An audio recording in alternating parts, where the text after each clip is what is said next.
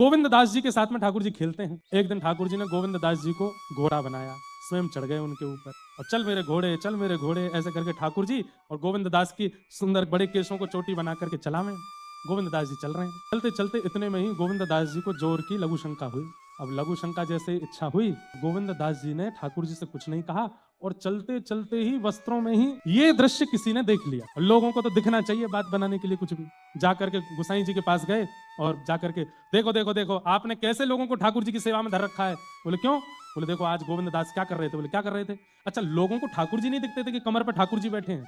लोगों को दिखता था गोविंद दास जी ऐसे घोड़ा बन के चल रहा अकेला। बोले क्या कर रहे थे? बोले कि लोग बागों को खड़े होकर के लघु शंका करने के लिए निषेध कहा गया है, बैठ करके लघु शंका करनी चाहिए।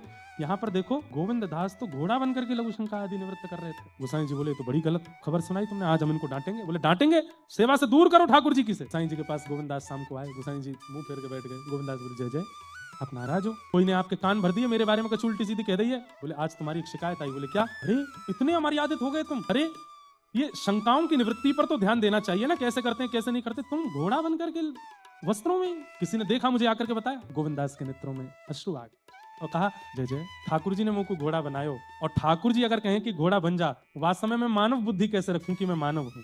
मानव बुद्धि रखूंगा तो ठाकुर जी से कहूंगा ठाकुर जी हट जाओ, उठ जाओ, मैं शंका निवृत्त है कि आ जाऊं। ठाकुर जी ने जब घोड़ा बना दियो तो घोड़ा तो चलते फिरते ही निवृत्त हो गए, हमारे में चलते फिरते निवृत्त है क्यों? गोसाई जी को जब ये दोष स्पष्ट हुआ, ओहो, ये दोष नहीं था, ये तो भक्ति की चरम स्थिति थी।